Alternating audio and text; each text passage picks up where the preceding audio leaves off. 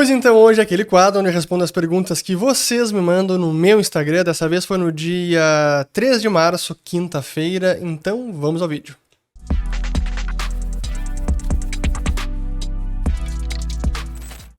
Muito bem, todos aqui estão chegando agora aqui no canal. Meu nome é Fernando Urge, aqui a gente fala de economia, mercados e investimentos. Se vocês gostarem do conteúdo, considerem se inscrever, ativando o sininho aqui embaixo e também compartilhando este vídeo.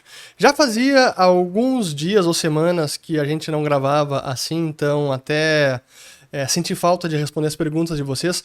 Mais uma vez, várias chegaram, muito obrigado. Eu não consigo responder todas, mas eu fiz a pré-seleção e acho que tem bastante pergunta bacana, até porque nos últimos dias, ou melhor, desde o dia 24, quando foi anunciada a invasão da Rússia na Ucrânia, o mundo realmente virou de ponta cabeça. É incrível isso que a gente está vivendo.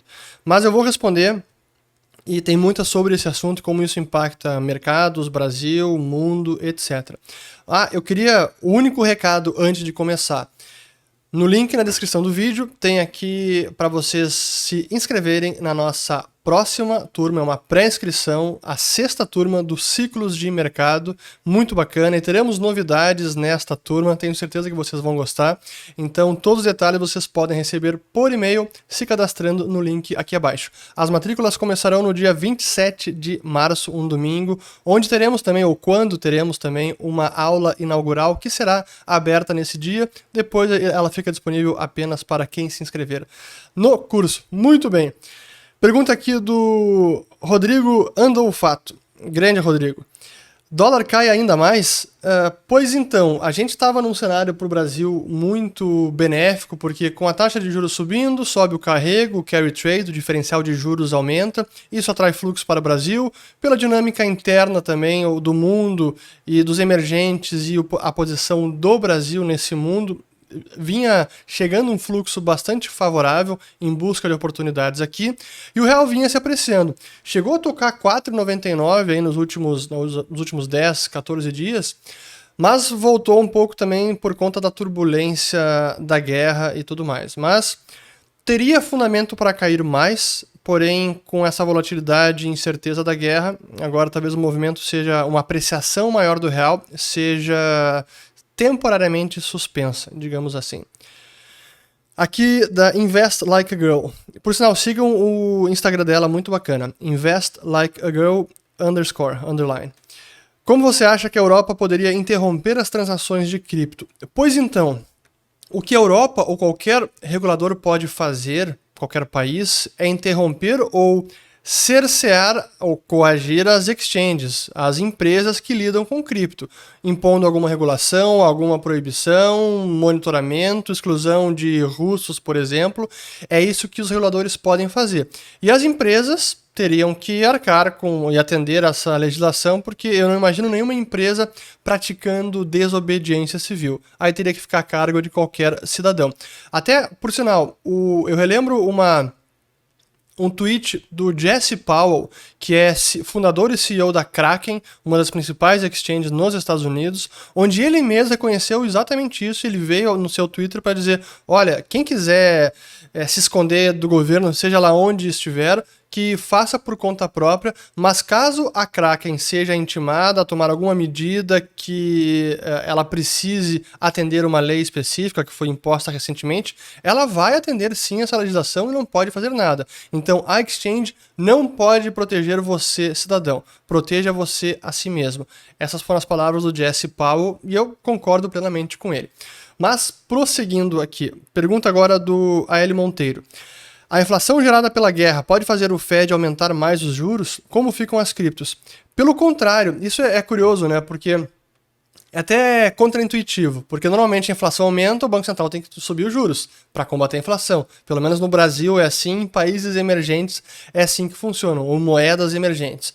Mas lá fora, essa inflação agora que sim a guerra vai ter impactos, o Fed não tem muito que possa fazer, e como o cenário todo traz mais volatilidade, traz também busca por segurança, e o dólar e os treasuries são ainda encarados como ativos, como refúgio de segurança, o que a gente está vendo é as taxas longas caindo nos últimos dias, sim com muita volatilidade, mas aquele movimento de alta que ultrapassou de 2%, Treasury de 10 anos, já voltou a cair, chegou em 1,70 até. Nesse momento que eu estou gravando, que é sexta-feira, 3 horas da tarde, está em 1,74, 1,75. Enfim, então o Fed não deve aumentar as taxas básicas. Pelo contrário, mesmo com uma inflação crescente, por conta da turbulência toda, o Fed deve suspender um aperto monetário mais intenso. O que o mercado um mês atrás vinha prevendo de alta de 50 pontos base na próxima reunião de 16 de março, já foi completamente revisto. O mercado agora prevê apenas 25 pontos base e o Fed nessa semana reiterou, o Jerome Powell reiterou que vai elevar em 25 pontos base. Então não consigo imaginar os Estados Unidos nesse cenário de conflito armado e incerteza sendo mais austero ainda e apertando mais os juros. Não consigo ver isso. Aqui do Vitório. Imóveis rurais, bom investimento para proteger o poder de compra? Pois então, acho que terras sempre são bons investimentos. Eu estou sempre olhando aqui porque eu tenho uma paranoia com... Sou muito perfeccionista com centralização da câmera. Eu quero estar sempre no centro aqui da tela, por isso que eu fico acompanhando aqui na câmera em cima. Mas enfim, espero que não dê tique nervoso em ninguém. Vamos lá, aqui todos os imóveis. Sim, terras são sempre bons investimentos e especialmente terras que podem ser cultivadas e que deem algum rendimento.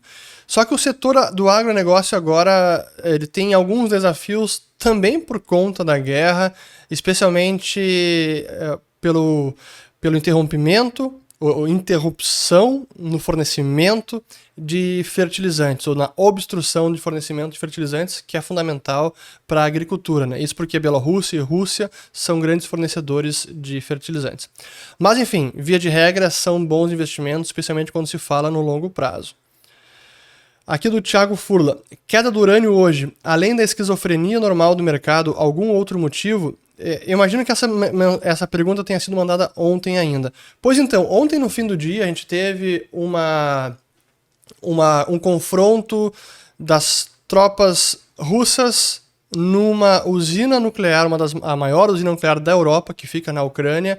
Inclusive pegou fogo num prédio administrativo e aquilo, por alguns minutos, o Twitter estava em polvorosa, achando que teríamos o desastre de Chernobyl vezes 10. Mas, felizmente não era nem perto disso.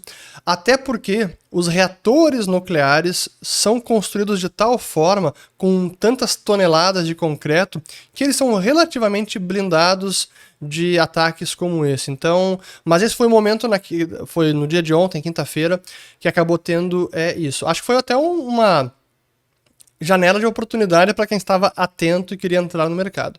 Mas volatilidade normal e especificamente o que aconteceu ontem nessa usina nuclear na Ucrânia. Aqui do Tony. Será que a crise da guerra vai ser pior do que a de 2008? Olha, é muito diferente, né? O que a gente tem hoje é um confronto armado na Europa que tem repercussões no mundo inteiro, especialmente para a Europa, mas naquele ano era fruto de uma enorme bolha imobiliária em nível mundial, muita alavancagem dos bancos e muita interdependência da cadeia de financiamento, a chamada liquidez global, que acabou num efeito cascata, um banco falindo, derrubando outros, levando a um choque, um risco, uma crise financeira sistêmica. Não é o que temos hoje. Então, por essa ótica, é bem diferente. Eu não consigo ver o mesmo tipo de crise que tivemos em 2008 agora. Por conta dessa guerra, né? Aqui do Felipe Suzin. Ulrich, com a crise energética na Europa, entender que teremos uma aceleração na energia nuclear? Isso eu já venho falando, está havendo uma redescoberta da energia nuclear pela imposição da realidade. O conflito com a Rússia acabou trazendo mais isso à tona, é mais um componente que incentiva os países a buscar fontes de geração de energia mais seguras, baratas, verdes, duráveis, confiáveis, e as renováveis, ou as eólica e solar principalmente, não se enquadram em todos esses critérios, ou não satisfazem todos esses critérios. Então sim, a energia nuclear está tendo uma renovação, pelo menos de percepção. Assim, toda a retórica contra e o lobby contra a energia nuclear nas últimas décadas foi muito forte. E isso não se desfaz da noite para o dia. Mas está havendo talvez um renascimento da energia nuclear no mundo e na Europa. Aqui do corretor Caia. Quem está negociando o rublo? Apenas trade especulativo? Bom, certamente tem grandes traders aí no mundo operando o rublo, mas hoje está muito mais difícil, até porque a Rússia está sendo desconectada do sistema financeiro mundial, com muitas sanções que foram impostas. Já fiz alguns vídeos sobre o tema, vou colocar os links aqui em cima. Então, acho que é isso. Situação complexa na Rússia pra caramba, para dizer o mínimo, né? Aqui do Salles fala, a libra esterlina perdeu relevância para transações internacionais e continuou forte. Com o dólar pode acontecer a mesma coisa? Belíssima pergunta, inclusive eu estava hoje debatendo esse assunto num grupo de mercado financeiro, aqui no WhatsApp, e ontem eu publiquei o vídeo sobre as sanções financeiras e o fim da hegemonia do dólar, que trata um pouco desse tema, mas a verdade é que uma moeda ela pode deixar de ser a moeda de reserva ou de ser o padrão monetário do planeta, ou de ser a principal moeda de reserva, e ainda assim se manter forte. Isso pode acontecer, ou se manter valorizada, ou não perder todo o seu valor. Então a gente não pode confundir a perda completa ou colapso de uma moeda com a perda do status de reserva, de principal moeda de reserva ou de padrão monetário. Então esse é um processo que pode ser demorado e durar alguns anos, não é súbito, a libra perdeu o status de reserva e o dólar tomou o seu lugar, mas isso tampouco aconteceu da noite para o dia, foi um processo evolutivo com vários passos ao longo do caminho. Mas o dólar sim pode perder o status de reserva e ainda assim ser uma moeda muito relevante no mundo, sim. Aqui do Rafa Silva. Será que depois dessa guerra Rússia-Ucrânia, a economia europeia vai enfraquecer? Não tem dúvida. É um grande choque para a economia da Europa, que já vinha com seus desafios intrínsecos demográficos, altamente endividada, que não tem o mesmo dinamismo e capacidade de adaptação, de inovação e flexibilidade que tem a economia americana, por exemplo. É bem diferente. E Europa é um conceito um pouco abstrato, porque congrega vários países e cada país também tem a sua cultura distinta, mas sim vai enfraquecer, pelo menos no curto prazo, a economia europeia. Difícil chegar a outra conclusão. Até porque a gente está no meio do conflito e a gente não sabe quanto tempo vai durar, para onde vai ir, a gente só pode esperar que ele acabe logo e que essa crise, tragédia humanitária cesse o quanto antes. Mas a gente não sabe quanto tempo isso vai durar. Pedro Mansi aqui. Se funcionários sabem aqui são duas perguntas. Como corporações armazenam grandes quantidades de BTC em cold wallet? Se funcionários sabem as 24 palavras, não rola uma tentação de pegar tanto BTC e fugir? Belíssima pergunta. E essa é uma das... Primeiro, como é que as empresas fazem via de regra, né? Nós temos tanto as exchanges quanto investidores e institucionais. E as exchanges fazem a custódia por conta própria, via de regra, então elas têm os seus sistemas de segurança. E investidores institucionais, por exemplo, nos Estados Unidos, eles, por regulação, precisam ter um custodiante terceirizado. Então, um fundo de investimento que tem cripto no seu portfólio, ele tem um custodiante terceirizado. Ele não pode fazer a própria custódia do ativo que ele investe. É uma questão de regulação.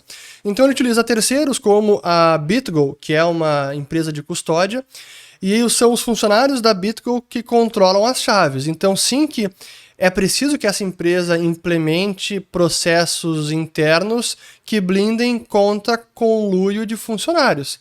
E aí que você tem assinaturas múltiplas, você precisa de mais de uma assinatura, você tem níveis de autorização, o funcionário só pode autorizar tantas transações ou até algum montante, acima de tal montante precisa de uma chave, ainda uma assinatura de alguém em outro nível hierárquico. Então tem formas de blindar contra o problema de conluio de algum funcionário mal intencionado que queira bancar o esperto e roubar a carteira. Então, não é tão simples, mas claro que essa é uma grande preocupação para quem faz a custódia própria da sua empresa, da sua exchange, ou na forma de custódia terceirizada por uma empresa como a BitGo. Vamos lá aqui. Dantas Rafael, Dantas Rafa 88. Como os Estados Unidos poderiam criar mecanismos para controle e sanções russas nas criptos? Bom, como eu falei agora, precisa obrigar as empresas que lidam com cripto a sancionar os clientes. Então, as empresas precisam aderir àquela sanção. Então, se é uma empresa domiciliada nos Estados Unidos, vocês podem ter certeza que elas vão sim sancionar e não vão aceitar cliente russo ou o que quer que seja. Se for uma empresa na Europa, uma exchange, provavelmente também vão atender às exigências dos reguladores locais em cada jurisdição. Então, sim. Aqui do Fábio Bonetti. Mundo despencando e o Brasil decolando. Qual a sua opinião sobre? Excelente pergunta. O que a gente está vendo agora, já vínhamos testemunhando esse processo em que o Brasil emergia como um ótimo destino ou alternativa de investimento para o capital internacional. Visto que, voltando no ano passado, final do ano, juros lá fora em zero, inflação pegando no mundo inteiro, juros aqui já bem elevados, próximo de 2 dígitos. Nossa bolsa estava bem descontada historicamente em relação aos seus próprios múltiplos, os papéis dentro da bolsa brasileira, descontada em relação aos pares internacionais e emergentes, então era um ótimo momento de entrada, uma boa oportunidade para vir para o Brasil. E o câmbio também bastante depreciado. Uma boa parte desse movimento já aconteceu, de potencial valorização. O real caiu para quase 5, então se olhar o EWZ, que é a bolsa, o ETF da bolsa em dólares, ele subiu bastante. O Ibov também subiu. Então, esse movimento já vinha acontecendo no ano passado. E agora, com o conflito da Rússia, esse movimento tende a se intensificar, onde o Brasil pode ser, ironicamente, visto como o refúgio ou uma das únicas alternativas de emergentes relevantes e investíveis. A China já estava tendo muito problema desde o ano passado ou retrasado com interferência política em alguns setores, tecnologia, educação privada, entre outros, e a China está tendo a bolsa chinesa vem caindo há bastante tempo, e mais a questão da bolha imobiliária que está estourando, é um estouro controlado, né, uma demolição controlada, e tudo isso vinha fazendo a China um destino pouco atraente para o capital internacional. Agora a Rússia, que foi um destino bastante positivo nos últimos anos, e havia muito capital investido na Rússia, e da noite para o dia se tornou um país que não se pode investir. Pelo contrário, onde é para retirar o capital já. Falei sobre isso com a debandada de empresas, debandada de investimentos, de investidores, de fundos soberanos, como o caso do fundo da Noruega e de vários outros. Então a Rússia não é mais um destino para o capital internacional para investidores. E aí, olhando os emergentes, o Brasil acaba sendo quase que a única alternativa. Nós viramos, curiosamente, o porto seguro dos emergentes, pelo menos no curto prazo. Então acho que é um pouco disso tudo que explica por que o Brasil está tão atrativo para o capital internacional. Aqui do Pedro. Existe algum país que ainda usa o padrão ouro? Obrigado pela indicação da Grande Depressão, o livro do Murray Rothbard. Não, nenhum país utiliza o padrão ouro. Lucas Passarini. Qual o seu sentimento sobre novas legislações, regulações criptos em um cenário de guerra ao fundo? Eu acho que elas vão acontecer cedo ou tarde, depois de todas as sanções que houve em bancos, SWIFT, reservas internacionais, é o passo seguinte também estender essas sanções para as exchanges também. Acho que isso é questão de tempo. Existe alguma forma eficiente da Rússia contornar o bloqueio do SWIFT? Pois então, eu falei sobre isso com muito mais profundidade no Follow the Money, na nossa live de quarta-feira, fechada aos assinantes. Quem quiser saber mais, link na descrição do vídeo. Mas eu também comentei sobre isso brevemente no vídeo de ontem, onde o SWIFT é um sistema de pagamentos. É um sistema de mensageria, de telecomunicações entre instituições financeiras. E bancos podem usar outras formas de comunicação. No limite, até telefone, e-mail, carta, fax, o que quer que seja. Mas o Swift é um sistema de comunicação, mas claro que traz muita eficiência para as mensagens de transferências internacionais. Então, sim, há formas de contornar, e inclusive entre China e Rússia existe o CIPS, que é o SWIFT da China. É um sistema de pagamentos internacionais, mas a liquidação é em renminbi, que é a moeda da China. Qual o preço justo para o euro? Pergunta do Thiago Pessoa Rocha. Belíssima pergunta, e eu nunca fiz essa análise, eu vou ver se eu faço ela. Acho que é bacana fazer a mesma avaliação que a gente faz pela paridade do poder de compra, que eu faço para o real, a gente pode fazer para o euro também, vou ver se eu preparo ela em algum vídeo. Mas então, não sei qual seria o preço justo, mas a verdade é que o euro, remetendo à pergunta anterior sobre a Europa, a economia enfraquecendo, o que a gente tem visto é o euro que no dia de hoje chegou a cair 1,5%, agora está caindo 1,24%, é a maior queda desde março de 2020, e claro que a moeda europeia, que já tinha as suas fragilidades internas por conta do endividamento público, da inflação e de todas as fraquezas da União Europeia, ou digamos das vulnerabilidades da União Monetária Europeia, eu já fiz vídeo sobre isso, vou colocar o link aqui em cima. Agora com a guerra, e talvez com a Europa em algum momento tendo que aumentar mais o gasto fiscal, até com defesa, acho que é mais pressão para o euro. É possível que ele vá para a paridade. 1 euro é igual a 1 dólar. É possível. Seguindo. Aqui. Agora.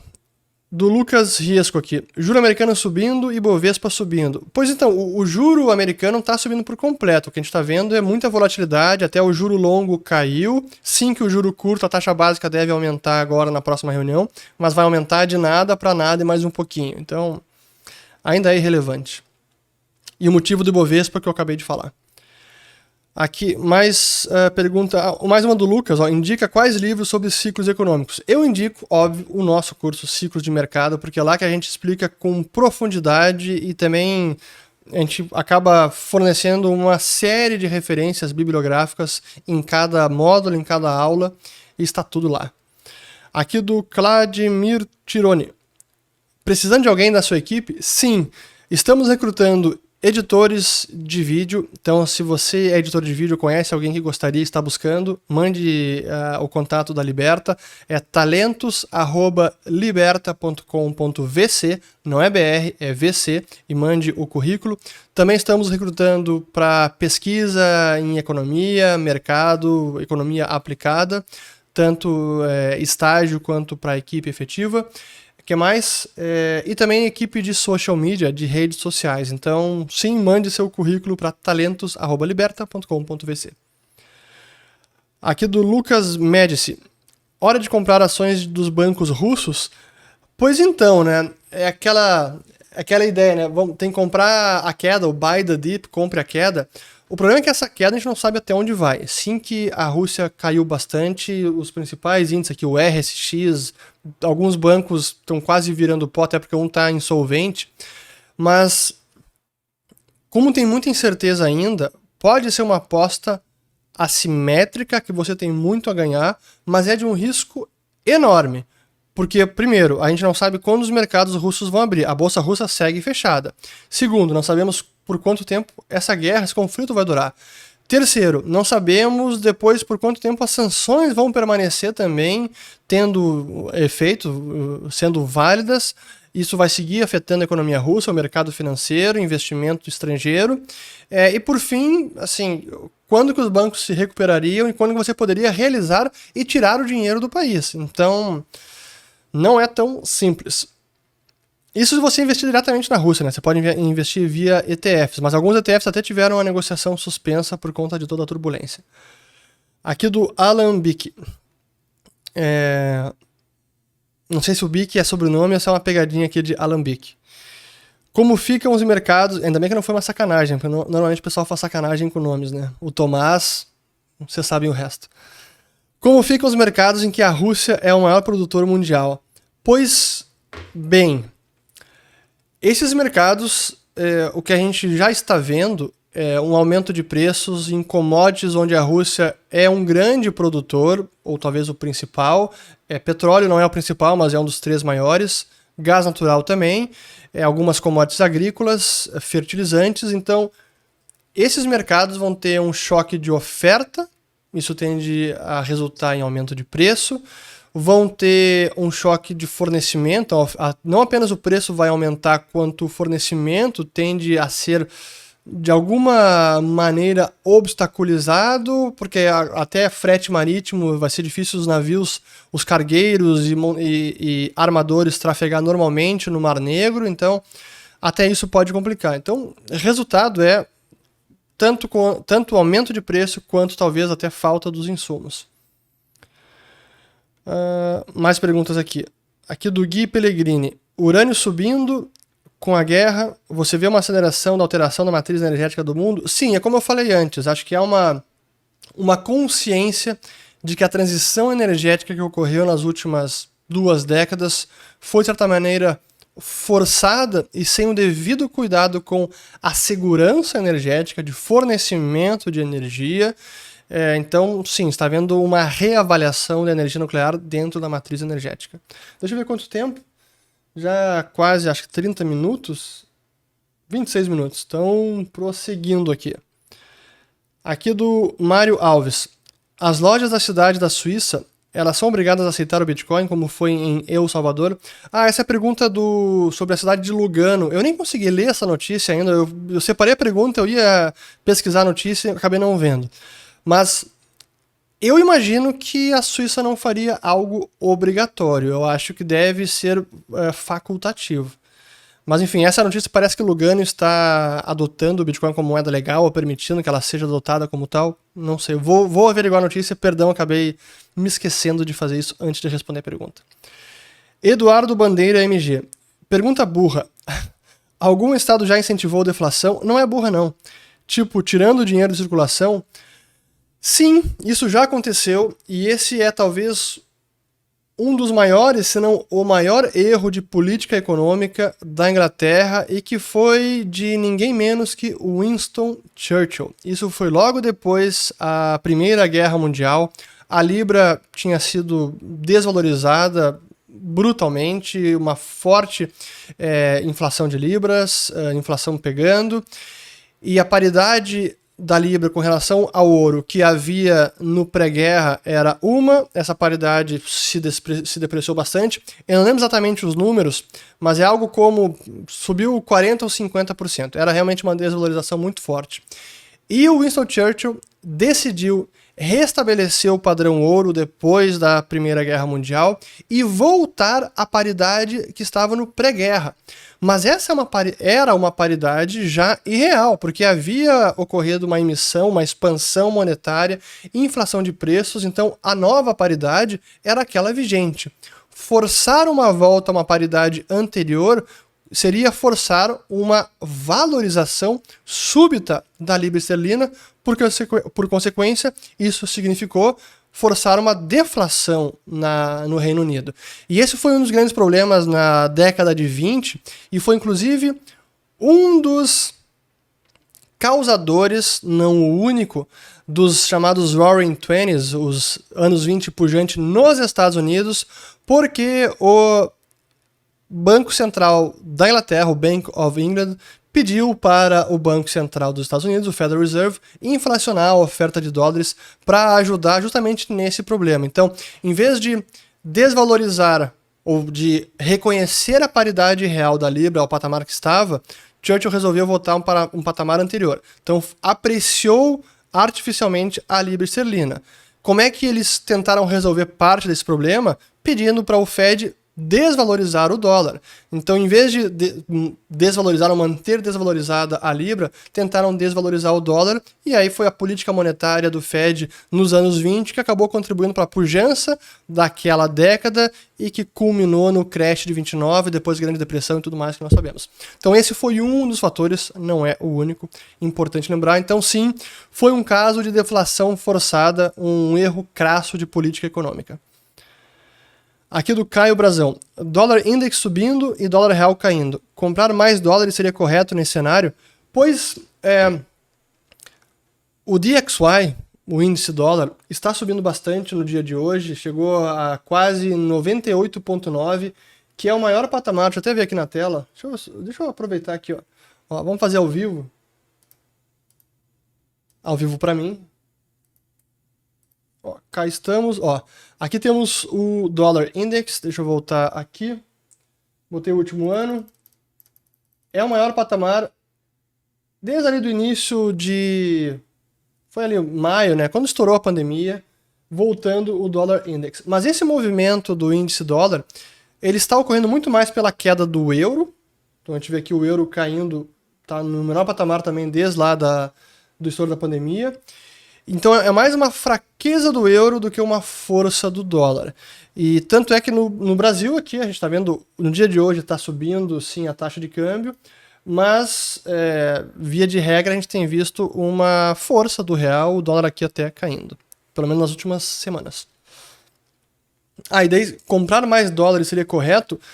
Na minha avaliação, essa tem sido uma ótima janela de oportunidade. Pode cair mais o dólar? Pode sim, mas tem tantas variáveis e incertezas no mundo, e agora mais uma sobre a mesa, que quem está tentando acertar o da mosca vai acabar errando o alvo e nunca vai dolarizar e vai jamais executar a estratégia de dolarização. Então sim, são janelas de oportunidades. Aqui do Moisés Labão. Por que os dados do PPI têm tanta defasagem em comparação com os CPI? Então, o PPI é o índice de preço ao produtor e o CPI é o índice de preços ao consumidor. Por que há uma defasagem?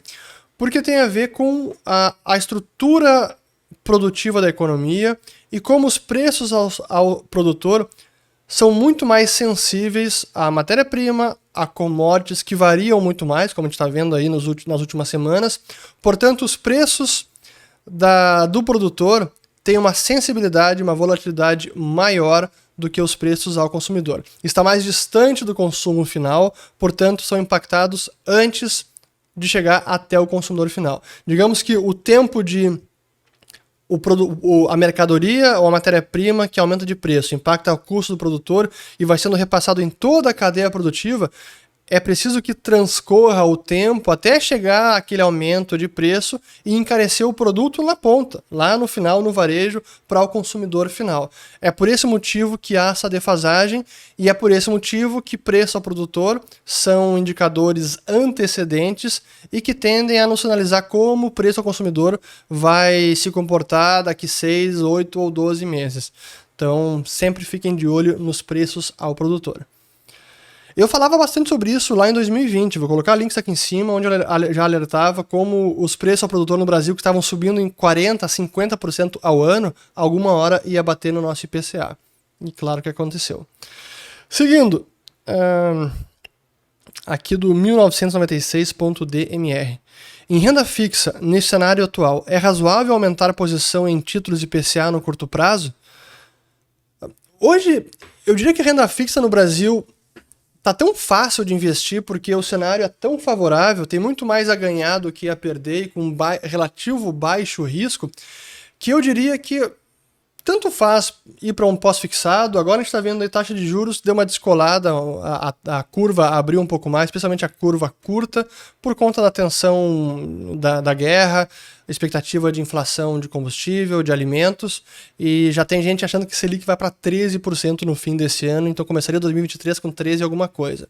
Então, tanto um pós-fixado pode dar um ótimo rendimento. Em que lugar do planeta hoje temos rendimento de 12%, 13%? Isso não existe. E com a taxa de câmbio que está caindo ainda. Então, pós-fixado é uma ótima alternativa. Pré-fixado também tem boas alternativas e você pode travar um rendimento de 2 anos a 12% com bons emissores de boa qualidade e que, na pior das hipóteses, se o juro aumentar ainda mais, você segura até o vencimento. 2 anos é um bom vencimento. E o mesmo vale para atrelados a IPCA.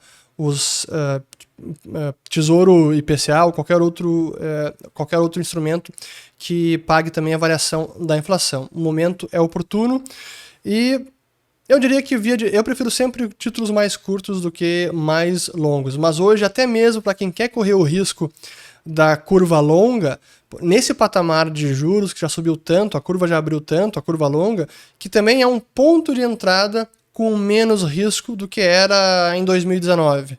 Então hoje, vamos até ver como é que está agora. Já que estamos falando hoje, vamos colocar aqui Tesouro, só um pouquinho. Vamos botar aqui. Vamos botar o... Boa, ó, aqui na tela 2035, a NTNB 2035, que está chegando agora, chegou a 5,80 a taxa. Pode subir mais? Cara, até pode, mas o cenário já está tão estressado que eu diria que talvez tenha mais chance de, num prazo de 2 anos, essa curva fechar, ou seja, a taxa cair e o preço do título aumentar, do que ela seguir abrindo, a taxa subir e o preço do título cair. Enfim, prosseguindo. Aqui do GPXR Brasil. Qual a importância do ouro no cenário econômico atual? Pois o ouro também tem se movimentado bem nos últimos dias, está chegando a quase $2.000 a onça Troy, e no dia de hoje sobe, chega ali, ó, no gráfico de, vamos botar o último ano só, está em 1965, subindo 2, porque, claro, a taxa de juros americana cai bastante depois de chegar acima de 2%, e a taxa real também voltou a próximo de -1, o TIPS, que é o Tesouro IPCA americano de 10 anos. Então é um ativo de proteção, especialmente no momento de incerteza, de conflito, é para onde os indivíduos historicamente correm em momentos de imprevisibilidade. Aqui do Marcelo Apolinário. Na sua opinião, como o investidor internacional classifica o real? Quais outras semelhantes? O real é uma moeda exótica, emergente, de um país emergente que tem as suas dificuldades, mas que no momento tem bons fundamentos para uma posição tática, não de longo prazo. Nenhum investidor global pensa na moeda real como vou preservar meu patrimônio pensando nas próximas gerações e vou deixar em real. Nenhum investidor global faz isso. Então é um destino exótico, sim, alternativo, de muito mais risco do que as alternativas de países avançados, desenvolvidos. Então é assim que eles nos veem. Aqui do Vitor R. Os países vão diversificar mais suas reservas para não sofrerem o que a Rússia está sofrendo? Sim, e como eu mencionei no vídeo de ontem, essa sanção financeira, mais o bloqueio das reservas internacionais, abre um precedente que vai minar o status do dólar como moeda de reserva. E para mim essa é uma possibilidade cada vez mais real de que os países sim voltem a diversificar as suas reservas nos próximos anos. Não vai ser da noite para o dia, mas acho que sim. Aqui do Ricardo Guimarães. Por que você não ensina econometria e microeconomia no seu curso? Olha, microeconomia sim, é bastante ensinado, porque a gente mostra toda a teoria de ciclos, como ela impacta o macro e como o macro impacta o micro, o que acontece nas empresas, nos setores, nos ativos. Então sim, micro é bastante falado e é parte essencial do curso. Econometria já, para mim, tem menos aplicabilidade prática para quem quer utilizar a economia e teoria de ciclos para investir melhor, proteger patrimônio e saber como se situar no mundo financeiro. Mas essa é a minha avaliação e esse é o motivo pelo qual eu não ensino econometria no curso Ciclos de Mercado. Ainda está valendo comprar dólar? Isso aqui eu já respondi. Aqui do Gustavo. Litro da gasolina a R$10 até o final do ano? Olha, não dá para descartar, porque o petróleo está subindo, a gasolina está defasada, a Petrobras cedo ou tarde vai ter que aumentar os preços, e o petróleo, o preço da gasolina praticado no real, no Brasil, nunca ficou tão defasado, pelo menos nos últimos 10 anos. Então, alguma hora sim a Petrobras vai ter que aumentar os preços. Será que chega a $10? A R$10? Espero que não, mas não dá para descartar. Aqui do Samuel. O senhor acredita que os russos poderiam comprar as criptos para salvar o patrimônio? Sim, certamente famílias, quem tem algum tipo de necessidade de tirar dinheiro do país e blindar alguma parte do patrimônio, sim, eles estão buscando refúgio nas criptos. Não é todo o patrimônio, mas pelo menos alguma parte sim. Especialmente para movimentar o capital para fora do país. Aqui do Petro GF. Pediram para as exchanges bloquearem as criptos dos russos. Não é muito radical? Pois então, é o que a gente está vendo agora, as sanções no mundo inteiro.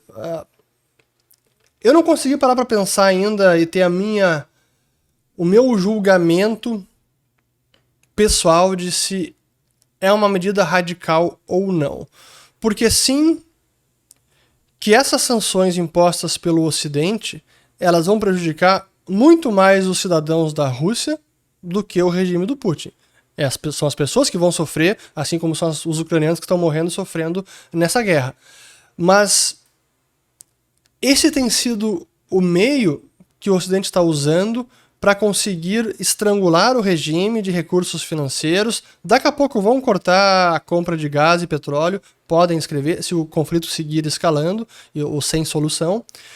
Mas claro que é uma via indireta para tentar forçar o regime a ser destituído, ou uma manifestação, protestos internos que forcem Putin a rever suas políticas ou até alguma mudança de regime dentro da Rússia. É uma via indireta para combater a Rússia, o regime do Putin nesse conflito, mas sim, quem acaba pagando o pato são os russos. Então, é radical? É necessário? Talvez. Infelizmente. Porque a alternativa seria uma intervenção militar direta, um confronto com a Rússia que pode escalar realmente para uma guerra nuclear. Aí, assim, é um cenário ainda mais catastrófico, né? Não sei, complicado, assim, é realmente uma situação muito complexa. Aqui do Davi Gonzalez. A Rússia pode falsificar dólar como retaliação aí no mundo? Não tem como ela fazer isso. Ela só pode falsificar rublos ou emitir mais rublos, que só vai desvalorizar a moeda deles. Aqui do Diego, você utiliza ou opera opções esporadicamente para proteção, para alguma jogada especulativa, mas é realmente esporádico. Quem quiser saber mais sobre opções, eu recomendo demais o conteúdo do Doc Trader. Ele assim, domina o assunto, tem canal dele aqui no YouTube, já fiz live com ele também, vou colocar os links depois. E ele também está ativo no Twitter, Doc Trader. Aqui do Thiago, acha que depois da CBDC pelo mundo, as pessoas vão despertar para o Bitcoin? Eu diria que as pessoas só despertam para o Bitcoin quando elas perdem a liberdade. Ou seja, se em algum momento elas se sentirem lesadas ou se sentirem privadas de liberdade e independência financeira, aí que elas vão sentir o valor do Bitcoin. Antes disso, é difícil, mas eu vou seguir aqui pregando no deserto. Aqui do Márcio Martins. O que acha do posicionamento do Bolsonaro sobre a guerra? Pois então, essa é uma pergunta, como sempre, polêmica, e eu já recebi críticas aqui que eu não me posicionei, não critiquei ainda mais, ou não condenei o posicionamento ou não posicionamento do Bolsonaro, e eu confesso que não é algo simples, e eu vou explicar. Primeiro, na minha avaliação, deveria haver alguma condenação, além do que houve pelo embaixador do Brasil na ONU, que votou a favor da resolução que condena a Rússia, mas um presidente do Brasil, nesse momento, deveria sim se posicionar e condenar a agressão da Rússia contra a Ucrânia. A questão é como fazer isso. E realmente o Bolsonaro não tem essa capacidade, ele não tem a habilidade de falar diplomaticamente. A fala que vazou de uma entrevista onde ele chamou o Zelensky de comediante e tal, até achei uma forma bem pejorativa de se referir ao Zelensky, por mais que possa ter todas as suas críticas com relação ao presidente ucraniano, não acho que ele deveria falar daquela forma. Então, como costuma ser habitual, Bolsonaro peca muito pela forma, às vezes pelo conteúdo também, mas quase sempre pela forma, e da última vez não foi diferente. Sim, que para o Brasil também é algo mais delicado, porque nós dependemos da importação de fertilizantes. A principal força da nossa economia é o agronegócio, que agora pode vir a sofrer por conta da guerra. Então, até nessa visão de diplomacia e da necessidade dos interesses do Brasil e do agronegócio, talvez o Bolsonaro tivesse que ser mais diplomático. Por isso que eu digo, condenar, sim, mas como, de que forma, eu acho que ele não tem essa capacidade, infelizmente, mas não gostei da forma como ele falou sobre o conflito até o momento. Vamos lá. Aqui do Gabriel Zorzi. Reserva de emergência em dólar, em qual ativo invisto, já corretoras do Brasil não têm renda fixa? Pois então, até essa é a última pergunta. Eu recomendo, nesse sentido, falar com o pessoal da Liberta Global, grande Heraldo de Paola, tem link aqui também na descrição do vídeo, porque lá você pode fazer remessas para o exterior e aí com dinheiro lá fora, aí sim você consegue as alternativas de renda fixa. Lembrando que não há boas alternativas, ou pelo menos que consigam dar algum rendimento acima da inflação. Se você conseguir algo perto de 4%, 5%, olha, já tem que dar graças a Deus, mas é difícil em ativos seguros e com boa liquidez. Mas, como sempre, no mercado financeiro americano, existem muitas alternativas. E até hoje, os REITs, que são os Real Estate Investment Trusts, os fundos imobiliários de lá, também há boas opções para ter algum rendimento um pouco mais próximo da inflação. Bater a inflação hoje está difícil. A inflação lá fora está 7,5 em dólares. Enfim, acabo por aqui. 46 minutos. Espero que tenham gostado de mais um quadro aqui de perguntas e respostas. Quem não assistiu nada sobre Rússia e Ucrânia, assistam aos meus vídeos, a série que eu fiz. Foram já vários, acho que tem 11 já vídeos produzidos, talvez 12 se considerar o que eu fiz sobre o fim da hegemonia do dólar. E acho que dá para ter uma visão bastante completa, abrangente e considerando todos os pontos de vista dessa história. Mas no fim das contas, é a minha avaliação pessoal, é a minha imparcialidade ou a minha parcialidade, como vocês queiram classificar. Espero que tenham gostado e volto no próximo vídeo. Valeu, bom domingo, espero que tenham acabado de lavar as louças também. Valeu. Muito bem. Vou tentar lembrar de colocar os links todos, que às vezes eu vou falando aqui de links, referências e esqueço de colocar na descrição do vídeo. Qualquer coisa me cobre nos comentários. Valeu!